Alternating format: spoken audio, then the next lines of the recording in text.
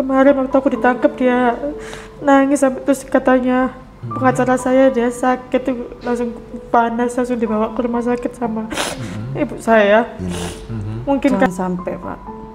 Kenapa jangan sampai? Alasannya? Hancur semua nanti masa depan nih. Khawatir masa depannya. Terus kalau kemudian cepat atau lambat sang anak ini tahu bahwa ibunda tercintanya itu pernah mengkonsumsi narkotika, apa yang akan jenengan jawab kepada sang putra ini? saya minta tolong Pak, Apa? direhab jalan di rumah Pak.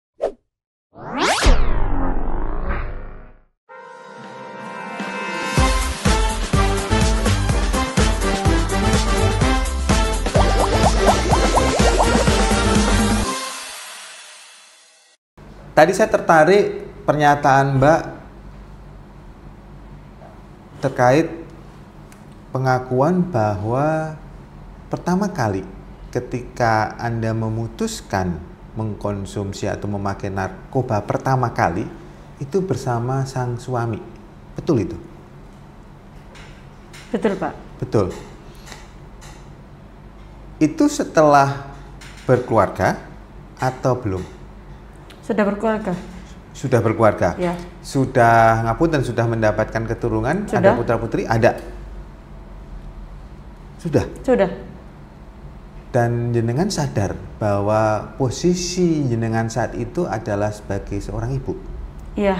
Sadar ya? Sadar Pak. Sadar. Kalau boleh flashback ke belakang, ini agak unik memang sebetulnya. Bagaimana pasangan suami istri itu bisa bersama-sama mengkonsumsi narkoba? Gimana ceritanya Mbak? Nggak sampai berpikir kayak gitu Pak, waktu saya pakai itu. Nggak berpikir? Iya. Terus kemudian ketika kejadian itu terjadi, sebetulnya apa motivasinya?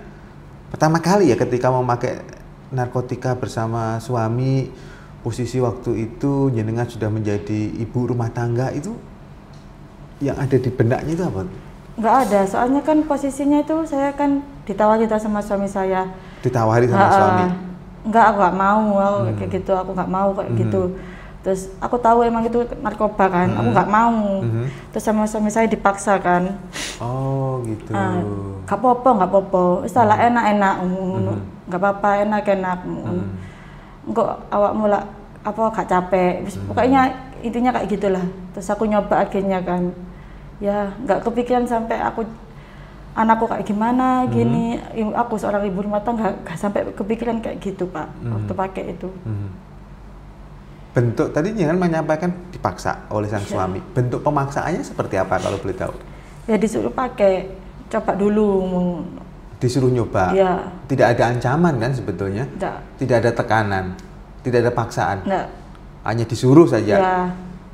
Cobaan dhisik ta gitu, disuruh sini untuk dulu. nyoba. Padahal jenengan tahu itu narkoba. Ya.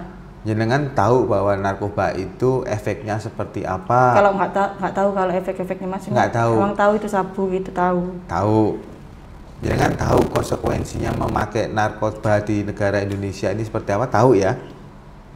Tahu kalau sabu itu melanggar hukum, tahu ya? Oke.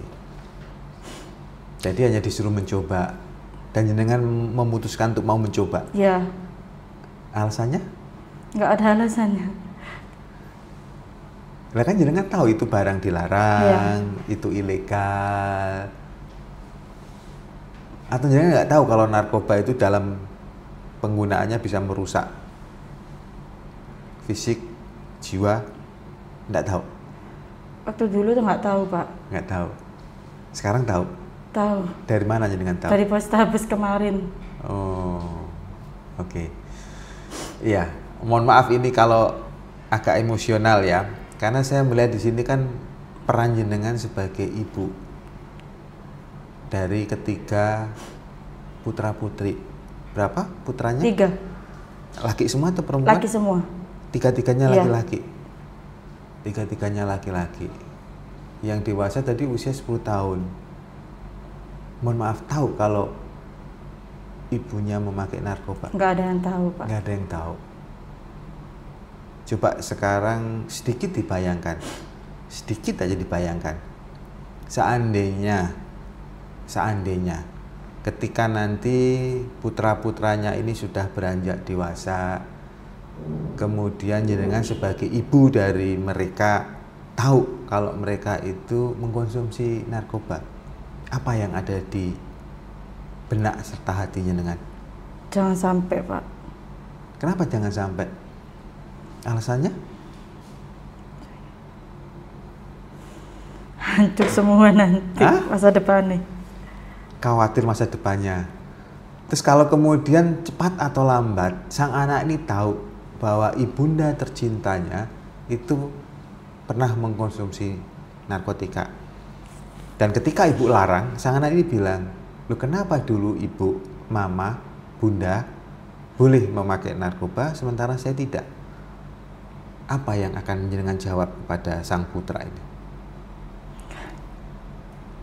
Nggak tahu, Pak. Nggak tahu. Tapi mungkin nggak yang saya sampaikan ini terjadi di kemudian hari? Pasti terjadi tuh, Pak. Pasti dia terjadi. tanya. Dan saat ini jenengan tidak mempersiapkan jawaban untuk sang putra nanti?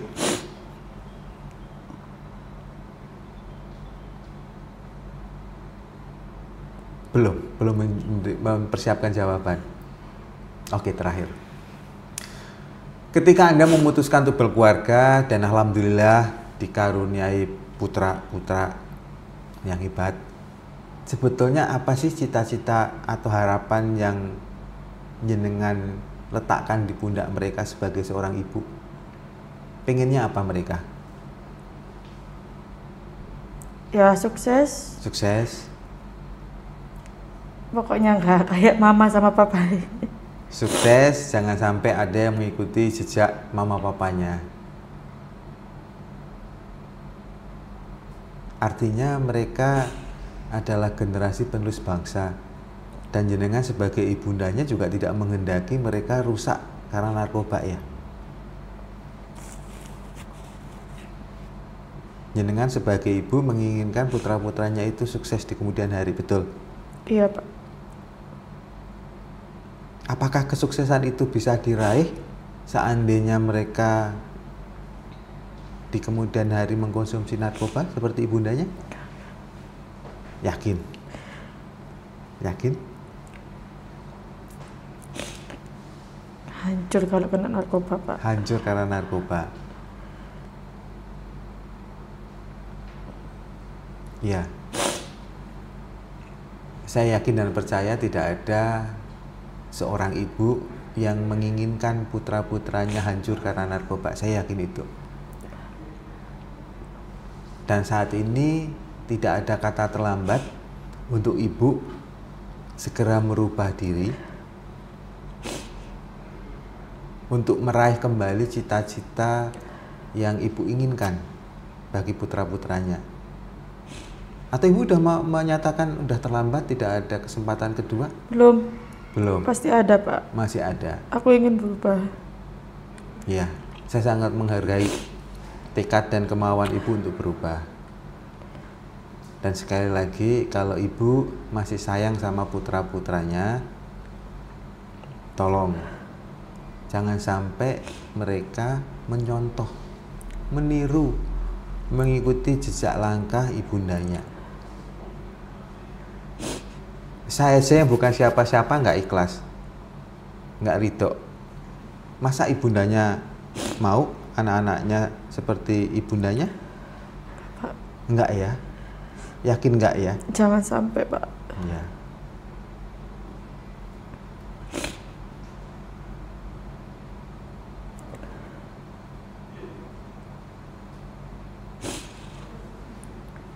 Saya minta tolong, Pak. Apa? Direhab jalan di rumah, Pak. Soalnya anak saya nggak ada yang jaga, yang kecil itu, Pak. Ibu saya nggak bisa baca. Anak saya yang kedua itu masuk TK, Pak. Nggak ada yang riwa-riwi. Anak yang pertama kan usia 10 tahun. Iya, Berarti masih SD. SD kelas 3. SD kelas 3. Yang kedua? Yang kedua baru masuk ini, pendaftaran ini sebenarnya. Tapi kan ibu saya nggak bisa baca. Oke. Semua kan aku urus sendiri, Pak. Yang ketiga, yang kecil? 2 tahun setengah. 2 tahun setengah. Kemarin waktu aku ditangkap dia nangis sampai terus katanya pengacara saya dia sakit tuh langsung panas, langsung dibawa ke rumah sakit sama ibu saya. Mungkin kaget karena mamanya dibawa sama laki-laki 5 gitu mungkin. Laki-laki 5 itu yang dimaksud petugas kepolisian. Polrestabes. Oke. Jadi pada kesempatan ini ibu berharap Dirawat di rumah terus lapor gitu loh Pak. Apa pokoknya jangan direhab di Polrestabes. kalau direhabnya harus Bu. Iya, maksudnya direhab Kalau mau jalan di pulih, rumah, kalau mau dikasih sembuh, obat direhab, atau apa ya. gitu Pak, maksudnya. Kalau rehab di BNN tidak ada obat-obatan, nggak ada. Ibu mau diobati? Enggak, pokoknya gimana caranya kan, yang penting kan nggak inget sama sabu atau apa kan kayak gitu toh. Saya bukan pecandu kok Pak, orang saya pakai cuma hanya pikiran saya kayak gimana gitu aja, nggak setiap hari pakai, nggak kayak gitu kok. Udah itu aja permohonannya. Soalnya kasihan anak saya itu Pak. Soalnya kan saya apa-apa kan cari sendiri. Meskipun saya di Ternate itu, saya yang kirim uang ke sini, suami saya yang bawa itu anak 2 itu. Sekarang sang suami sudah tidak ngurus. No kontak. Lolos kontak. Ya. Jadi saya cari-cari sendiri. Ibu usia berapa ibu yang jaga putra-putra sekarang? 60. 60 ya. Kok sadar pengen ngurusin putra-putranya baru sekarang? Kemarin-kemarin nggak? Nggak, biasanya saya urus sendiri, semua saya sendiri Pak. Nggih. Urus sendiri. Cuma Tapi saya ketika kan salahnya kan saya gunakan itu tadi itu. Ketika ibu, oke, saya bertanggung jawab terhadap putra-putra saya, terhadap anak-anak saya, tetapi saya juga masih mengkonsumsi narkotika, kan hanya masalah Salahnya waktu. kemarin Cepat itu. atau lambat kan pasti akan terungkap. Salahnya saya cuma di situ Pak. Terus apa jaminannya ketika jenengan berharap bermohon supaya bisa dirawat jalan, jaminannya Anda tidak akan mengulangi perbuatan mengkonsumsi narkotika lagi apa? Maksudnya kayak gimana Pak? Ya kan jenengan bermohon supaya dirawat jalan. Janji jenengan sudah tidak akan lagi memakai narkoba. Terus jaminan apa yang bisa Anda berikan kepada saya bahwa nanti ketika dirawat jalan Anda tidak memakai lagi narkoba? Saya janji nggak akan pakai Pak. Kan Kalau dirawat inap kan lebih terkontrol. Artinya diputus dengan dunia luar. Tapi kalau Anda rawat inap kan pasti ada kontak dengan dunia luar. Anda ketemu lagi sama siapa tadi yang jual narkoba? Siapa namanya? Imam. Oke, saya nggak mau. Tapi kalau jenengan didatangi terus mau gimana? nanti kan ada kayak apa yang ngawasi saya atau apa gimana di situ Pak RT-nya atau gimana gitu Pak. Bener Pak RT mau ngawasi. Iya. Emang Pak RT tahu kalau jenengan pakai narkoba? Enggak. Nah terus gimana? Ya kayak dari bapak gimana gitu Pak. Pokoknya saya gimana caranya ringankan saya rawat di rumah gitu Pak. Saya cuma kasihan sama anak-anak saya aja. Soalnya ibu saya kan nggak bisa baca, tadi kayak ngurus-ngurus liwat-liwi sekolah itu nggak bisa Pak. Ya ini harusnya tanggung jawab ibu sebagai ibundanya memang. Itulah yang saya heran. Jenengan sadar bahwa saya seorang ibu dengan 3 putra. Tapi di sisi lain jenengan juga sadar memakai narkoba itu agak susah saya untuk mengkombinasikan titik temunya itu. Kok bisa ya? Jenengan sadar, saya punya tanggung jawab untuk anak-anak saya. Tapi jenengan sadar juga memakai narkoba.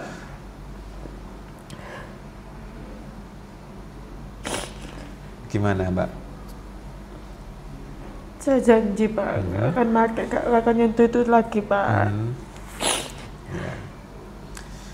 Ya, terkait permohonan jenengan tadi, itu sangat tergantung dari hasil case conference ya. Karena setelah ini, setelah dia asesmen, nanti ada tahapan berikutnya yaitu case conference, semacam gelar, semacam rapat kecil untuk menentukan apakah jenengan itu penyalahguna, pecandu, atau yang lain. Apakah jenengan bisa direhabilitasi atau tidak bisa direhabilitasi?